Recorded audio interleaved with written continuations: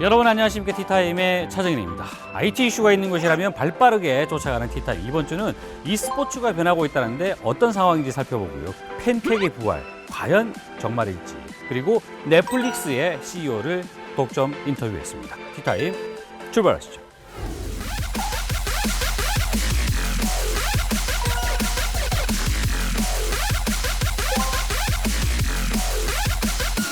LOL이라고 부르는 전 세계에서 열광하는 그런 분위기인데 오버워치 뭐 저희 유저들 사이에서는 고급 시계라고 뭐 이렇게 얘기를 많이 하는데요. 재밌는 거는 메뉴 같은 데서도 최근에 어떤 게임단 창단을 검토하고 있고 위클리티 이슈메이커 넷플릭스를 이끌고 있는 리드 헤이스팅스 CEO와 함께하도록 하겠습니다. 하이. 펜텍의 신제품입니다. 아임100입니다. 요것과 함께 요거를 얘기를 하잖아요. 마음에 안 들면 은근 칠하라고 했어요. 스카이를 기다려주시고 사랑해주시는 고객 여러분 정말 네, 트렌드 아이들이 좀 더 집안일을 재밌게 하도록. 뭔가 집안일을 게임처럼 하는 듯한 그런 느낌이 날 것 같은데 네, 오늘의 티. e스포츠라는 말은 사실 한국이 만들어낸 어떤 신조어나 마찬가지인데요. 요즘 들어서는 조금 주춤하지 않나라고 생각했는데 다시금 또 인기가 막 올라오고 있다고 합니다. 어떤 상황인지 자세한 얘기를 나눠보겠습니다.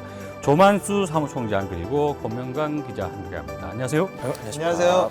제가 이제 96년도에 대학교 1학년이었는데 네. PC방에서 맞아요. 거의 밤을 새가면서 스타크래프트를 했던 그런 기억이 있거든요. 맞아요. 일단 그 뭐 가볍게 예. e스포츠 한국이 만들어낸 말이나 마찬가지잖아요. 예, 맞습니다. 개념 살짝 좀 풀고 가죠. 이게 뭐 e스포츠 보는 그대로 일렉트로닉이랑 스포츠라는 말이 이제 조합이 돼서 쓰인 말인데요. 네. 요즘에 스포츠라고 하면은 주로 더 중요한 개념은 그 소위 경쟁, 예. 그래서 공정한 룰에 따라 경쟁을 해서 승패를 가룬다라는 측면이 더 강하지 않습니까? 네. 즉, 뭐 e스포츠는 게임을 게임. 통해서 공정한 경쟁을 통해서 승패를 가른다. 네. 그런 스포츠라고 뭐 간단하게 보시면 될 것 같고요. 네. 온라인으로 연결됐다라는 게 굉장히 크게 작용한 것 같은데 네. 스포츠라고 한다면 또 땀을 좀 흘려야 되지 않습니까? 실제로 그런 얘기들도 했었습니다. 사실 저희가 소비하는 어떤 에너지들이 사격이나 이런 종목보다 실제로 더 크지 않을까. APM이라고 잘 아는 그쵸. 개념이지만 액션 퍼 미닛이라고 한 초당 뭐 몇 번의 이제 키보드와 마우스를 컨트롤을 움직였느냐. 하느냐 뭐 이런 어. 부분들도 있는데 그게 뭐 심할 때는 700까지 가거든요. 분당 이제 700. 분당. 예, 그렇게 보면 뭐 초당 거의 7에서 한 10번 정도의 움직임. 그리고 재밌는 게 여기서도 뭐 선수들이 부상 같은 것들도 꽤나 있습니다. 예. 그래서 그런 것들을 이제 e스포츠 역사가 발전하면서 선수들도 이제 꽤나 대비를 하게 되고 예. 이런 뭐 일까지 생기게 그렇군요. 되죠. e스포츠가 우리나라에서 이제 시작된 때가 스타크래프트를 좀 계기로 붐업이 됐고요. 인터넷이 들어오고 배틀넷이 열림으로 인해서 내가 집에 앉아 있고 PC방에 앉아 있는데 해외 다른 나라에 있는 뭐 남모르는 누군가와 경기를 할 수 있게 된 거죠. 예. 그때가 이제 98, 99년, 2000년도에 이제 꽃을 피웠던 계기라고 볼 수 있죠. 그렇군요. 다만 이제 스타크래프트라는 것들은 이제 굉장히 자발적으로 한국 쪽에 좀 국한이 돼서 대회는 다른 종목들이 뭐 워크래프트라든지 다른 종목들이 이제 인기를 끌고 있었고요. 예. 그러다 보니까 조금 2010년도 초반에는 조금 좀 침체하는 부분들이 있었습니다. 네. 다만 이제 그 이후에 LOL이라는 종목이 새롭게 부각이 되면서 많은 유저와 많은 시청자들이 이제 e스포츠를 굉장히 이제 익숙한 것으로 접하고 있고요. 지금 더 많아요? 예, 훨씬 더 훨씬 많습니다. 많습니다. 좀 전에 말씀하실 때 보니까 종목이라는 표현을 썼어요. 예, 예, 예. 그러니까 e스포츠에도 종목이 있어요? 대표적으로 크게 뭐 그 구분을 나누자면은 소위 그 RTS라고 전략 시뮬레이션 옛날 스타크래프트나 워크래프트 같은 종목들이 좀 있을 수 있고요. 예.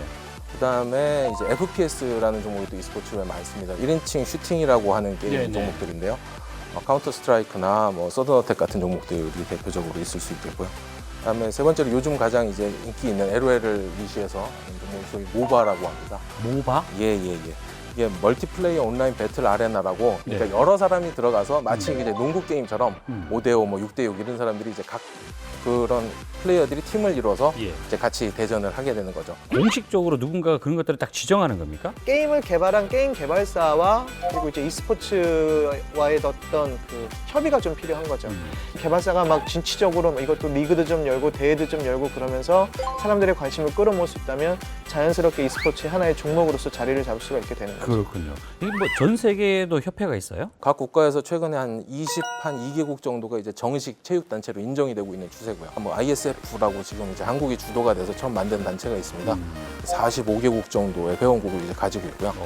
국내에서는 뭐 전국 대회가 상시적으로 열리고 있다면서요? 1년마다 지금 열리고 있고 문화부 장관배로 하고 있다가 대통령배로 격상이 된 전국체전이고요. 예. 실제로 얼마 전에 그 아시안 게임 할 때도 경기를 했었죠.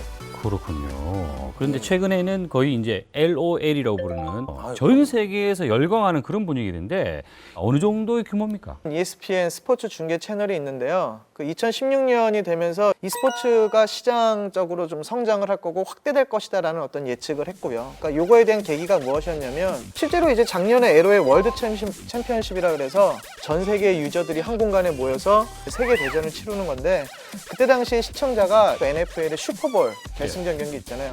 그 경기장을 보는 관람객보다 많았다라는 거죠. 실제로 그렇습니다. 그래요? 또 재밌는 거는 최근에 이제 기존의 NBA 선수들이 뭐 팀을 인수한다든지 또 유럽의 어떤 그 축구 브랜드 있지 않습니까? 메뉴 같은 데서도 최근에 어떤 게임단 창단을 검토하고 있고 실제로 그런 작업에 들어가고 있다는 소식들도 있습니다. 그만큼 e스포츠를 새롭게 어떤 스포츠로서 보기 시작한다는 반증 정도가 되지 않을까 싶네요. 저처럼 이렇게 스타크래프트만 알고 있는 사람이 그냥 끝났나 보다 라고 생각했는데 그게 아니라는 얘기예요. LOL이라는 걸 통해서 굉장히 좀 많이 확산됐다는 얘기인데 그래서 블리자드가 화가 났나 보죠? 이번에 무슨 또 새로운 게임을 하나 출시를 했어요. 오버워치 뭐 저희 유저들 사이에서는 고급 시계라고 뭐 예. 이렇게 얘기를 많이 하는데요. 고급 시계. 예, 통계적으로 PC방 점유율을 많이 얘기를 해요. 예. LOL 같은 경우가 지금까지 200주 연속 1위를 하면서 뭐 거의 뭐 왕국을 군림을 하고 있었는데 6월 셋째 주에 오버워치가 29% 그리고 LOL이 28%로 역전이 됐고 아이고. 지금 30%도 넘어간 수치가 나오고 있고요. 옛날에는 총 쏘는 게임에는 거의 캐릭터들이 비슷했습니다. 좀 오버워치는 FPS하고 모바라는 장르의 어떤 융합이라고 보시면 돼요. 예, 예. 즉 캐릭터마다 스킬들이 굉장히 다양하고 다르고 그거를 굉장히 전략적으로 쓸 수 있는 형태. 즉 어떻게 보면은 지금 LOL 같은 것들을 이제 3인칭 이제 위에서 내려다보다가 그게 1인칭으로 들어왔다고도 보면은 이제 좀 이해가 편하실 이해가 겁니다. 좀 빠르실 거예요. 아, 그래요? 예, 예. 이 오버워치라는 것도 그러면 e스포츠로 봐야 됩니까? 블리자드는 오버워치를 e스포츠로 만들기 위해서 개발 단계에서부터 많이 공개를 했었어요. 다만 하나 좀 염려스러운 게 중계 방식이라고 얘기를 할 수가 예. 있는데 오버워치는 1인칭 시점입니다. 어. 너무 빨라요. 어허. 그리고 동시다발적으로 교전이 벌어집니다. 예. 그래서 과연 이걸 중계를 얼마나 관람객들이 공감할 수 있게 해줄 수 있느냐 뭐 이런 것들이 조금 더 좀 논의가 되어야 할 거고요. 사실은 LOL도 처음 볼 때는 굉장히 보기가 어려웠어요. 이게 워낙에 익숙해지고 많은 사람들이 하다 보니까 이제 사람들이 이제 즐길 수 있게 된 거거든요. 네네. 그만큼 오버워치도 가능성은 크다고 봅니다. 사실은 물론 FPS가 지금 말씀하신 대로 좀 어려운 부분이 있는데 저희가 블리자드하고 얘기하고 있기로도 네. 어떤 뭐 새로운 어떤 이제 그 관전 모드, 저희 업저버 모드라고 이쪽에서 얘기를 하는데 그런 것들을 개발하고 있기도 하고요. 그 듣자하니 이제 이 블리자드가 아예 이 게임을 만들 때 한국이라는 걸 아예 염두에 둔 그 흔적이 있더군요. 예, 한국형 여성 캐릭터도 내는 정도로 한국에 대한 관심이 많죠. 사실은 한국이라는 게 테스트베드로서 최고의 시장이다. 왜냐하면 인터넷 환경이라든지 게이머들의 수준이라든지 일반 유저들의 수준이 워낙 높기 때문에 굉장히 당연히 중요하게 생각할 수밖에 없고요. 구글이나 페이스북이나 뭐 심지어 아마존 예. 이런 IT 기업들도 지금 이 게임 시장에 많이 관심을 갖고 있다는 얘기를 들었단 말이에요. 트위치라는 데 있으면 모든 게임들을 다 중계를 하는 이제 거기가 이제 재작년에 그 아마존에 1조 이상의 이제 인수가 되기도 했고요. 유튜브 같은 데서도 최근에 이제 게임 전문 채널을 좀 만들기 시작했고 이런 트렌드들을 보시면은 이제 굉장히 e스포츠가 어떤 제대로 된 스포츠 또 산업으로서 인정을 받고 있는 형태라고 보실 수 있고요. 이젠 게임이 e스포츠라는 것이 내가 하는 게임도 언제든지 손쉽게 그냥 인터넷으로 올려서 다른 사람과 공유할 수 있는 하나의 콘텐츠로 나온 네. 거거든요. 이런 것처럼 유수에 있는 IT 업체들도 이제 하나의 콘텐츠를 바라보면서 그것을 중계할 수 있는 플랫폼으로 본다는 거죠. 근데 좀 서글픈 느낌이 좀 하나 들긴 해요. 우리나라가 e스포츠를 만들었잖아요. 예. 그런데 게임이든 중계든 이런 것들이 전부 다 지금 다 외국 회사들, 외국 IT 회사들 이런 쪽이 언급이 되고 있는데 이거 왜 이럴까요? 종류가 조금 다르다고 보시는 게 더 맞을 것 네. 같습니다. 한국은 뭐 사실은 롤플레잉, 뭐 MMORPG라고 하는 또 모바일 쪽으로도 이제 많이 발전을 하고 있는데 네. 사실은 e스포츠는 유통망이라든지 이런 것들이 기존에 잘 발달돼 있는 어떤 해외 업체들이 접근하기가 좀 더 쉬웠던 부분들도 있을 거고요. 우리나라에서도 사실 실질적으로 저희가 스포츠 중계를 하면서 네이버라든지 이런 데랑 하면서 맞아요. 굉장히 이제 많이 확산이 됐고요. 네이버에서도 저희가 뭐 야구 정도를 빼고는 거의 뭐 가장 많은 트래픽이 나오는 게 e스포츠. 저는 또 종목이기도 여구 하고. 역발상으로 생각을 하시면 좋을 것 같아요. 해외에서 글로벌 메이저 업체들이 기술력을 떠나서 자금력에서 일단 우리나라가 그거를 뭐 따라갈 수는 없는 거예요. 하지만 경험이 있기 때문에 실제로 해외로 나가는 어떤 우리나라의 코치진들 되게 많거든요. 예. 우리나라에서 지금 입장에서 할 수 있는 것들을 찾아서만 간다면 충분히 한 영역을 담당할 수 있다라고도 생각을 합니다. 덧붙이자면 뭐 스포츠 인더스트리 같은 쪽으로 굉장히 e스포츠가 많이 가고 있어요. 네네. 결국 리그는 저희가 하는 리그들이 세계 최고의 수준의 리그들을 하고 있거든요. 네네. 결국 이것들을 이제 뭐 그 게임사들과 잘 협상들이 필요하겠지만 저희는 이런 리그가 충분히 어떤 뭐 축구로 따지면은 뭐 프리미어 리그나 아니면 EPL 맞아요. 같은 형태로 될 수 있는 그런 콘텐츠라고 생각을 합니다. 네네. 그런 부분에서 충분히 발전 여지가 굉장히 강력하지 않나. 오히려 그런 부분으로 볼 땐 구글이나 이런 아마존들 거대 기업들이 들어오는 것들이 훨씬 더 반길 일이죠. 반길 일이라고 생각이 되죠. 그렇군요. 예. 테니스 하면 윈블던 막 떠올리고 뭐 축구 하면 EPL 얘기하고 야구 하면 메이저리그 이런 얘기를 하잖아요. 시간이 좀 지나면 이 게임도 이제 스포츠가 된 이상 한국의 맞아요. 어떤 스포츠 리그 이런 것들이 나중에 먼 훗날에는 계속해서 이제 지금도 언급이 그렇습니다. 되지 않을까 하는 생각입니다. 오늘 이야기하신다고 고생하셨습니다.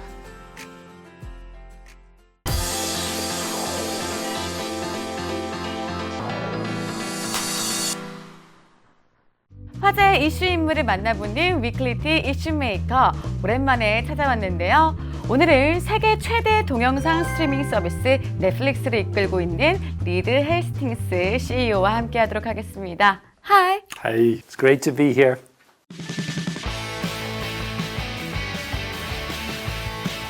먼저 한국에 오랜만에 방문하셨다고 들었는데요. 이번에 한국에 오신 목적이 어떻게 되는지 궁금합니다. We're here to celebrate our initial success and to deepen the relationships with content creators. 이제 한국 시장에 진출을 하고서 지금 열심히 또 진행을 하고 계신데 한국 시장이 어떤 의미를 가지고 있는지도 궁금해요. The Korean market is one of the largest media markets in the world because the internet here is so strong. It's incredibly fast. It's so easy to try Netflix because there's a free trial, a free month for everybody. And it's easy to cancel if someone doesn't like it. And we've had great success with that because then people are willing to try it. And if you want to stay, it's only 9,500 won, so it's very inexpensive. 그 요금에 비해서 사실 한국에서는 아직은 조금 컨텐츠가 부족하다라는 이야기가 조금씩 나오고 있는데요. 그 점에 대해서는 어떻게 생각하시는지요? On a global basis now, we're over 80 million members. On an international basis, over 25 million members. We launched in Korea about 6 months ago, since January, and we've been so fortunate to be growing, to be satisfying more people. 그 자체 제작 컨텐츠에 대해서 말씀을 하셨는데 그러면 한국에서도 그 한국에 특화된 자체 제작 컨텐츠를 만드실 예정이 있으신가요? Absolutely. We're trying to do great stories all around the world, not just Hollywood. And we're even doing movies too. We commissioned, and I think it will be an amazing movie with director Bong. So we're really looking forward to that. 사실 헐리우드 영화 감독 중에서도 굉장히 유명하신 분들도 많은데 그 중에서도 봉준호 감독님을 또 선택하신 이유도 궁금해요. Snowpiercer, Snowpiercer, Snowpiercer.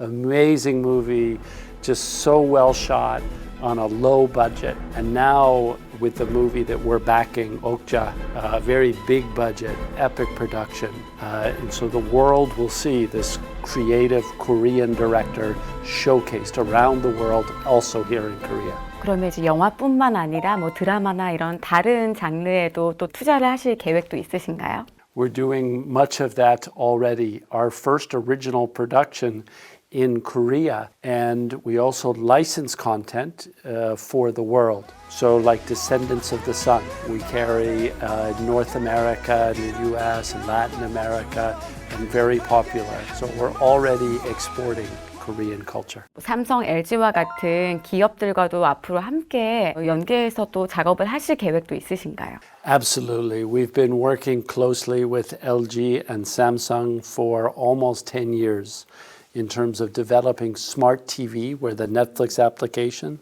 is in the television, both in Korea and around the world. And then with local companies, distributors, with DLive, we just announced last week, amazing new service with them, built into their new set-top box that's got Netflix all built in.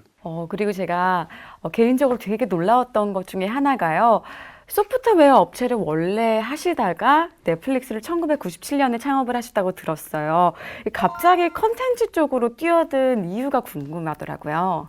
For Netflix, we started in 1997 in the US, and that was renting DVDs through the post. And so we built that business for 10 years before starting streaming in 2007, but always with the goal of sharing the world's content over the internet. 혹시 몰아보기라는 말을 아시는지? Yes. 넷플릭스 덕분에 생긴 말 같기도 한데요. 그러면 앞으로 이런 컨텐츠 소비 방식이 몰아보기처럼 또 어떻게 변화할지 어떤 생각을 가지고 계신지도 궁금해요. Binge watching is great to do because you get to watch when you want and how you want. Plus with Netflix, you can watch on a TV screen or on a mobile phone. So very flexible also. And that is what's making entertainment even better. 근데 밤새 사람들이 몰아보기를 하느라 낮에 피곤해서 일을 못 하겠다는 그런 뭔가 좀 단점도 생긴 것 같아요. Yes, our job is to entertain, to make people so happy that they don't want to work. 그리고 좀 더 이제 뭐 기술적인 이야기를 나누고 싶은데요. 인공지능을 공부를 하셨다고 들었어요. 그래서 넷플릭스에서도 인공지능과 관련된 기술들을 많이 쓰고 있다고 들었는데요. 이것은 정말 넷플릭스만의 자랑할 수 있는 기술이다 하는 거는 뭐가 있을까요? Artificial intelligence or machine learning is a set of techniques to learn people's taste, to do what they want. And with Netflix, the more that you watch, then our systems can analyze the data, how quickly you watched it, how you felt about it, and then give people suggestions. And so it's all this machine learning that's so powerful. 아직 여기서 끝나지 않았다는 생각이 많이 드는데요. 그리고 마지막으로 한국 시청자분들께 또 한 말씀 부탁드릴게요. We want to thank everyone for such a great welcome to Netflix, one of the new services, a global service for movies and TV shows. 앞으로 한국에서도 재미있고 또 다양한 컨텐츠 많이 만날 수 있게 많이 그리고 빨리 제작해 주셨으면 좋겠습니다. Thank you.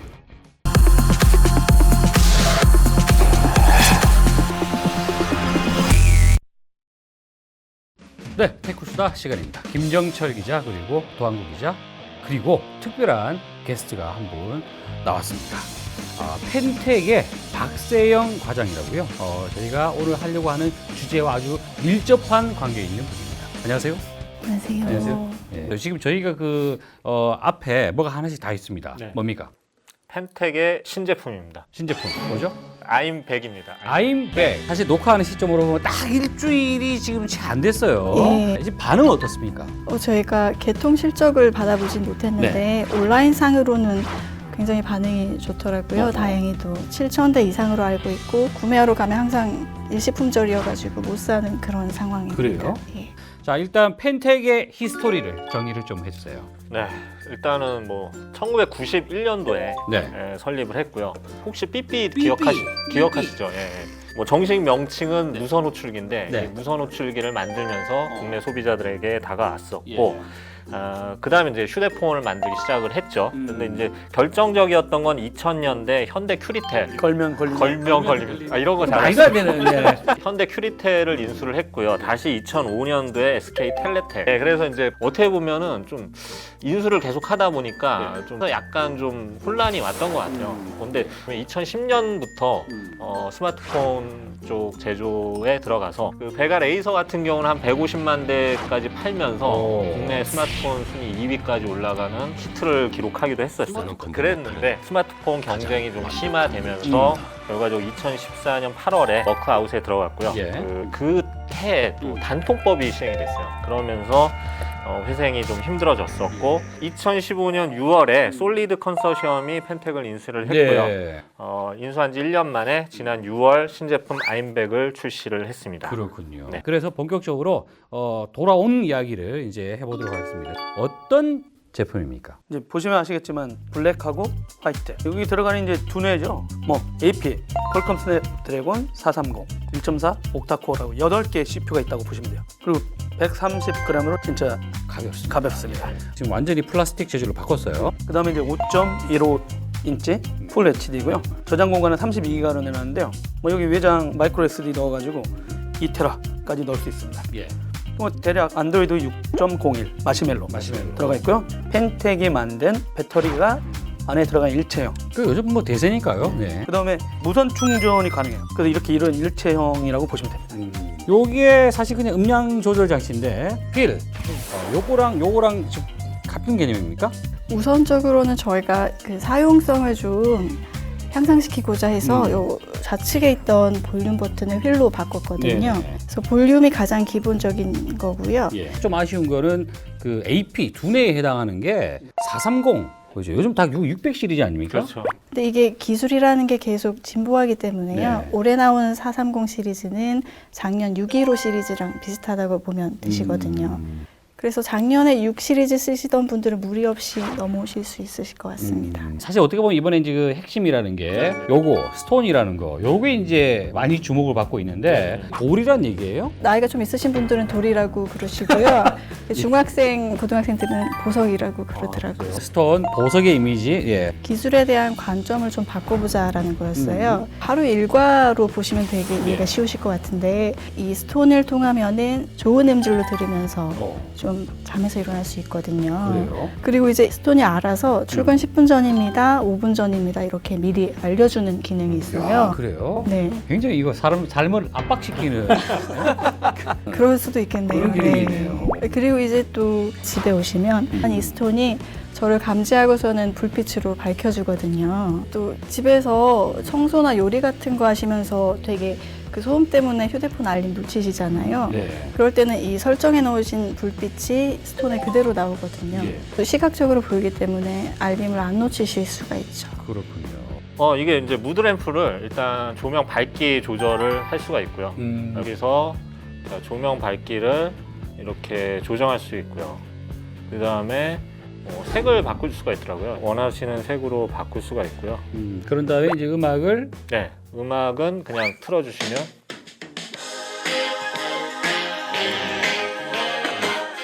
소리를 줄였다가 뭐 키우면 요거 하면서 우리가 그 요것과 함께 요거를 얘기를 하잖아요. 요거. 맷돌이랑 무슨 관계였습니까? 그때 그게 I'm U100이라는 제품이 그 PMP 전용 폰이었는데 그때 좀 핫한 춤을 하나 춘 게 그때 맷돌춤이었어요. 제품하고는 상관이 없었던 걸로 알고 있어요. 제품 컨셉이 와이드 화면이었거든요. 그래서 박기웅 씨가 이제 목을 돌리면서 굉장히 좁게 생활을 하다가 와이드 화면에서 크게 춤을 추는. 야, 그 깊은 뜻이 있었다는 거를 제가 지금 10년 지난 뒤에 알게 됐는데 이번에 또 그 광고 모델이 그대로 나왔죠? 네, 박기웅 씨를 그대로 저희가 섭외를 했고요. 스카이로 돌아오면서 가장 임팩트 있는 광고가 그 광고라고 저희는 봤기 때문에 저는 이제 이게 가장 좋은 점은 사실 무선 충전이 되는 게 사실은 제일 편리했던 점 같아요. 그리고 뭐 예를 들어서 이 I'm100만 아니라 이 무선 충전치 규격을 가진 그 스마트폰을 가지신 분들은 네네. 전부 다 충전이 가능해요. 제가 그 소셜에서 한번 펜텍 IM100을 이야기를 하겠다라고 했더니 몇 분들께서 이제 궁금한 질문을 좀 올려주셨는데 이 색깔 말이죠, 휠.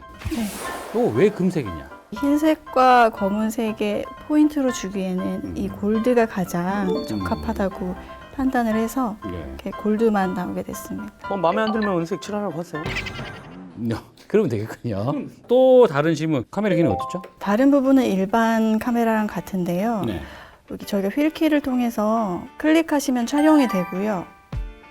그리고 이렇게 돌리시면은 타이머. 예, 또 길게 누르시면 연사도 되고요.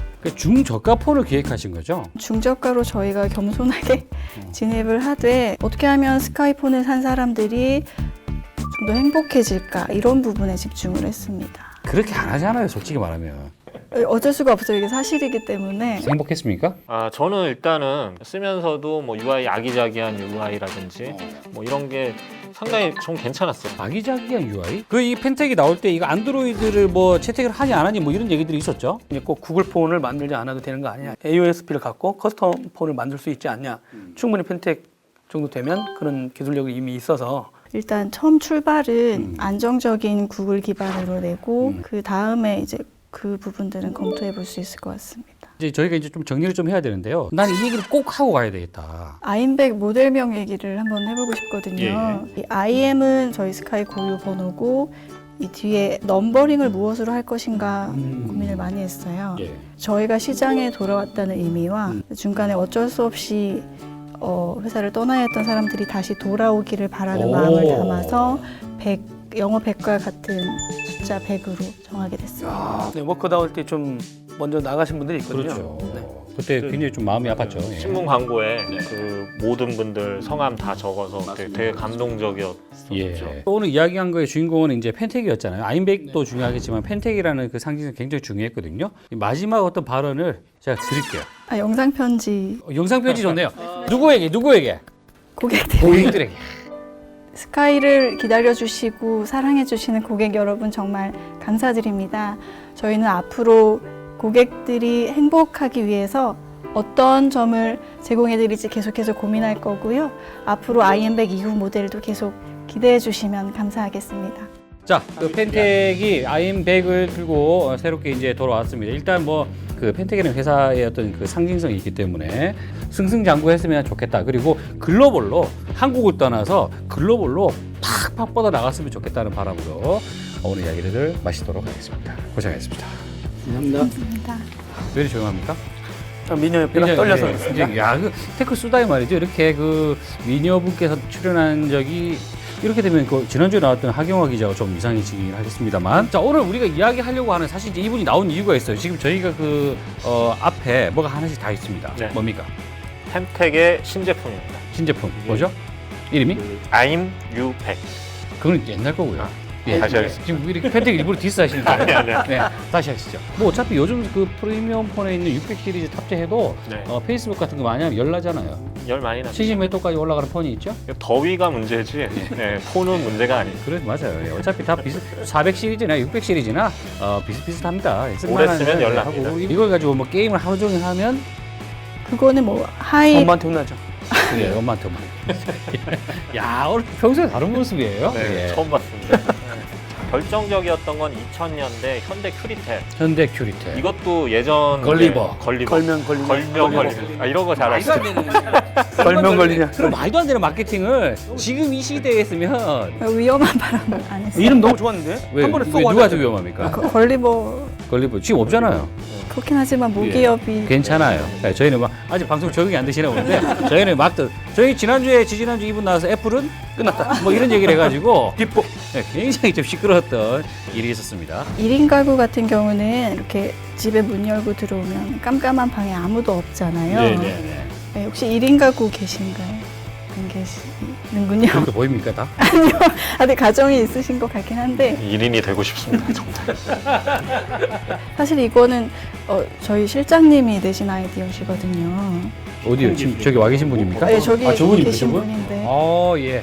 여기 나오실래요? 1인 1인 가구세요? 1인 가구 아니시거든요. 원하시는군요. 그러면 이제 펜텍의 아임백은 1인 가구들을 겨냥했다라고 말하면 안 되죠. 누구나 다 쓸 모두가 쓸 수 있는. 아니, 근데 누구나 혼자가 될 수 있어요. 진짜 혼자가 다 있어요. 아니. 저는 이 너무 방송 그대로 저기 아니, 앵기로. 저는 지금 너무 만족한데 예. 세상 일은 모르는 거니까요. 예. 네.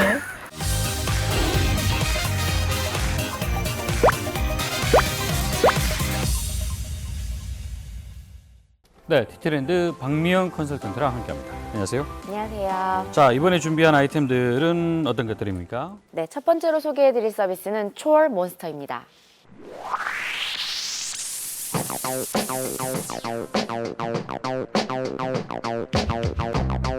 아이들이 사실 집안일을 잘 도와주진 않잖아요. 도와줘야 됩니까? 이게 한국 사회는 약간 이렇게 되어 있는 것 네. 같아요. 근데 사실 사실 외국은 그렇지가 않거든요. 아이들 스스로 학습하고 스스로 자기들이 집안일을 정리하고 이런 습관을 길러주는데 초월몬스터라고 해서 아이들이 좀 더 집안일을 재밌게 하도록 그래요? 도와주는, 서포트해주는 서비스입니다. 뭔가 집안일을 게임처럼 하는 듯한 그런 네. 느낌이 날 것 같은데 네네네. 어떤 내용입니까? 네, 이 서비스는요, 이런 집안일들을 이렇게 지정해 주는 거예요. 아침에 일어나면 이불 정리하기, 그리고 오늘 학교 끝나고 돌아오면 뭐 집안 청소하기. 그럼 아이들이 이걸 하나하나 수행할 때마다 포인트를 받기도 하고요. 뭐 아이템 같은 걸 받기도 해요. 뭐 캐릭터 같은 걸 받기도 하고요. 이걸 받음으로써 부모들이 리워드를 해주는 거죠. 예를 들면 아이들 놀이동산에 너무 가고 싶은 거예요, 부모님이랑. 이번 주말에 엄마 아빠 놀이동산 가요 라고 하면 그래, 그럼 네가 오늘은 몇 포인트를 모으면 내가 너와 놀이동산을 가겠다, 이렇게 보상을 해주는 거죠. 그럼으로써 아이들이 집안일을 좀 더 열심히 하게 하고 재밌게 하도록 유도를 하는 것입니다. 그런 방법은 지금도 하고 있는데 실시간으로 확인할 수 있는 거예요. 너 지금 방금 일했구나, 학교 끝나고 와서 이거 했구나, 저거 했구나, 역시 열심히 했구나 라고 볼 수 있는 거죠. 사실 너무 엄마들 잔소리에 떠밀려서 하거나 또는 애들이 하기 싫은데 억지로 하는 그런 느낌들이 있다면 애들이 창의적으로 발전할 수가 없는 것 같아요. 그런데 이렇게 자발적으로 함으로써 자신들의 습관도 기를 수 있고 또 더 창의적인 사고를 할 수가 있을 것 같아요. 그래요. 아이들이 집안일을 하는 데 있어서 좀 자발적으로 네, 자립심을 뭔가 길러주는 이거는 이제 한 가족의 구성원이다라는 그런 느낌을 갖게 하는 건데 이걸 이제 모바일을 활용해서 네. 서비스를 만들었다라는 그렇습니다. 측면에서 아이디어가 있는 것 같네요. 네. 자, 두 번째 아이디어는요. 네, 두 번째 서비스는 Thrive 마켓입니다.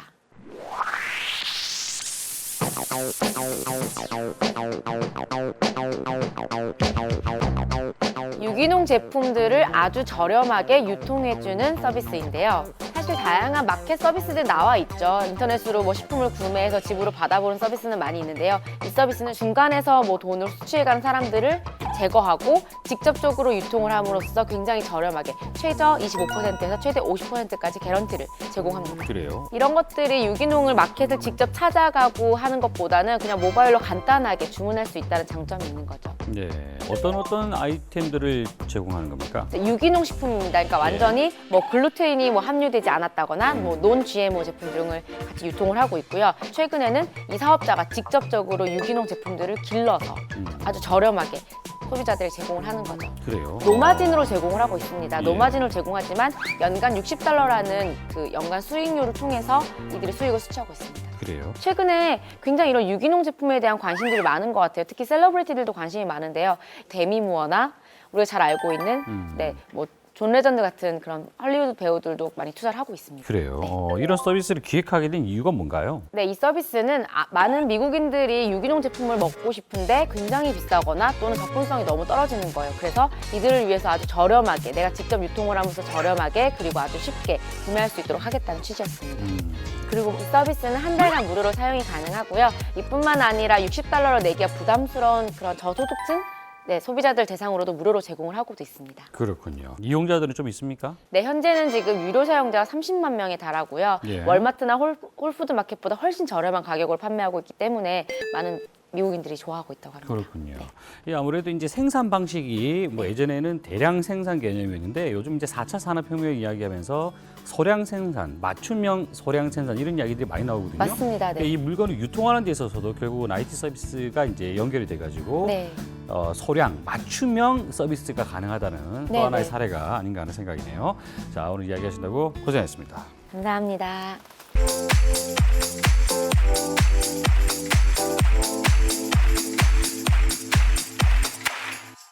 네, 티타임 오늘은 이 e스포츠가 어떤 상황이 있는지 한번 살펴봤습니다. 이 e스포츠와 IT가 만나면서 이제는 누구나 선수가 될 수 있고 누구나 게임 방송을 중계할 수가 있다는 점. 과몰입만 하지 않는다면 어느 정도 스트레스 해소나 이런 데 도움이 되지 않을까 하는 생각입니다. 다음 주에 더 좋은 이슈로 찾아뵙겠습니다. 고맙습니다.